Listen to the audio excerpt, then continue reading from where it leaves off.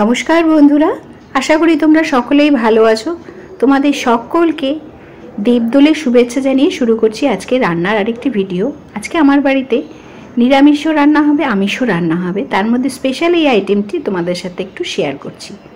যারা খুব পছন্দ করো এই ধরনের খাবার খেতে, তাদের জন্যই এই স্পেশাল রান্নাটা আজকে শেয়ার করছি। বিভিন্ন রকমের সবজি বাজারে সবসময় আমরা পেয়ে থাকি, তবে সিজনাল সবজি সবসময় খাওয়া উচিত। শুধু সবজি নয়, ফলও সিজনাল যেটা পাওয়া যায় সেটাই তোমরা খাওয়ার চেষ্টা করবে। এখানে বিভিন্ন রকমের সবজি আমি ব্যবহার করেছি এই রাইসটা তৈরি করতে। পিস রাইস বলতে পারো বা ভেজিটেবল রাইসও বলতে পারো। এটা যেহেতু পূর্ণিমা, সেই জন্য নিরামিষ রান্না অবশ্যই করছি। আর এখানে তার জন্য প্রথমেই আমি খুব সুন্দর করে সবজিগুলোকে আগে কেটে নিয়েছি। এর মধ্যে আমি দিয়েছি গাজর, বিনস, মটরশুঁটি আর তার সাথে ড্রাই ফ্রুটস, কাজু এবং কিশমিশ। চাইলে তোমরা ক্যাপসিকাম ইউজ করতে পারো, যেহেতু বাচ্চারাও খাবে তাই জন্য ক্যাপসিকামটা আমি দেইনি। কিন্তু সবার আগে কিন্তু দেরাদুন রাইসকে ভালো করে লবণ দিয়ে আমি করে নিয়েছি। চালটা কিন্তু অর্ধেক হবে সেদ্ধ, এমন সময় জল ঝরিয়ে নিতে হবে, মানে মাড় ঝরিয়ে নিতে হবে। আর চালের মধ্যে অবশ্যই ফোটানোর সময় একটু লবণ দিয়ে দিতে হবে।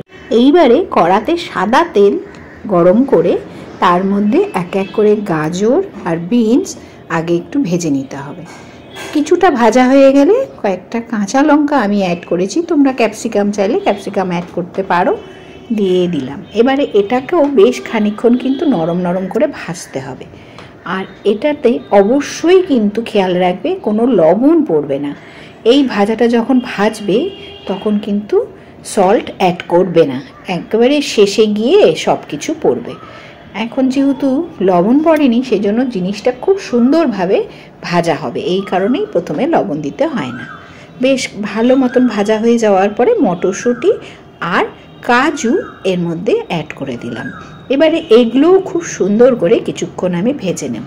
যখন বেশ লালচে লালচে একটা ব্যাপার আসবে ভাজাটাতে, তখন কিন্তু বুঝতে হবে যে এবারে তোমার ভাজা মোটামুটি কমপ্লিট হয়ে গেছে। আর যদি চাও এর মধ্যে অন্যান্য রঙের ক্যাপসিকামও অ্যাড করতে পারো, সেটা দেখতে খুব সুন্দর হয় আর হেলদিও খুব।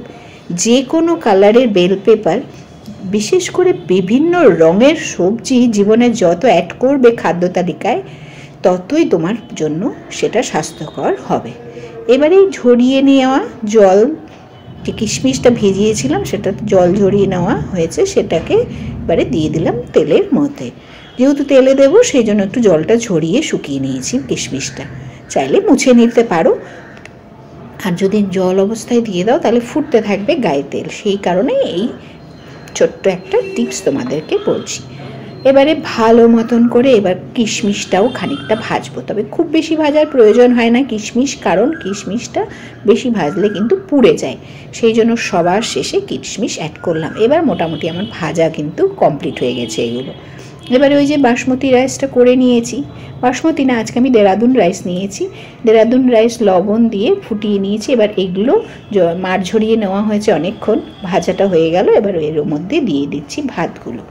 ভাতটা দিয়ে দেওয়ার পর এবার এর মধ্যেই পরিমাণ মতন মিষ্টি এবং পরিমাণ মতন সল্ট অ্যাড করবা। লবণ কিন্তু ভাজায় আমি দেইনি এই কারণেই, আরও একটা কারণ এটা। এবারে ভালো মতন সব কিছু মিশিয়ে নিয়েছি। আচ্ছা, আমার মা কিন্তু এর মধ্যে বিটরুট অ্যাড করতো, কিন্তু আমি করি না, কারণ তাতে মানে পুরো ভাতের কালারটাই চেঞ্জ হয়ে যায়, তখন আর ফ্রাইড রাইসের সমস্ত সবজিগুলোকে ভালো মতন দেখা যায় না। দেখনদারির জন্যই আমি বিটরুট ইউজ করি না। চাইলে কিন্তু তোমরা বিটরুটও ইউজ করতে পারো, কারণ সেটাতে কিন্তু খেতে দুর্দান্ত হয় এই ফ্রাইড রাইসটা। যদি আমি ছোটোবেলা থেকে ওরকমই খেয়েছি। ভালো করে গরম কড়াইয়ের মধ্যেই লবণ এবং মিষ্টিটা ভাত এবং অন্যান্য সবজির সাথে মিশিয়ে নিলাম। তারপরে পরিমাণ বুঝে এর মধ্যে গাওয়া ঘি অ্যাড করে নেবে। তারপরে আরও 1-2 মিনিট একটু ঘিটাকে সমস্ত কিছুর সাথে এপিটোপিট করে নেবে, খুন্তি নাড়িয়ে নাড়িয়ে। খুব সাবধানে করতে হবে, কারণ লম্বাটে দেরাদুন রাইস ভেঙে যাওয়ার একটা ব্যাপার রয়েছে। যদিও সেরকম কিছু হয় না, কারণ ভাতটা কিন্তু 75% সেদ্ধ করতে হয়। আর এখানে এখন লাস্টে আমি অ্যাড করছি একটু গোলমরিচের গুঁড়ো, যেটা কিন্তু আলাদাই একটা এনহ্যান্স এর মধ্যে এনে দেয়। এটা অবশ্যই অ্যাড করো লাস্টে, দেখবে খেতে বেশি ভালো হয় এই ফ্রাইড রাইসটা। এই সুন্দর একটা নিরামিষ সবজি ভাত আজকের দিনে বিশেষ একটি খাবার।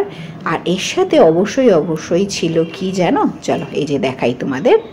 এই যে এখানে ছিল আলুর বড়া, এটা দিয়ে আজকে আমাদের দুপুরের খাওয়া দুর্দান্ত হয়েছে যারা আমরা নিরামিষ খেয়েছি। সাথে ছিল স্যালাড এবং চাটনি, টমেটোর চাটনি। আজকের এই রান্নাটা তোমাদের বা এই কম্বিনেশনটা তোমাদের কেমন লাগলো অবশ্যই কমেন্ট করে জানিও। যেহেতু একটু গরম পড়েছে সেই কারণেই আজকে কিন্তু এর সাথে কোনো ঝোল জাতীয় জিনিস অ্যাড করা হয়নি সাইড ডিশ হিসাবে, শুধুমাত্র আলুর এই সুন্দর পকোড়া এবং তার সাথে সবজি ভাত বা ফ্রাইড রাইস বা ভাত ভাজা, যেটাই যে নামে চেনো তাই বললাম। কেমন লাগলো অবশ্যই কমেন্ট করে জানিও। আর সাইড ডিশটা পরের দিন তোমাদের শেয়ার করবো রেসিপি।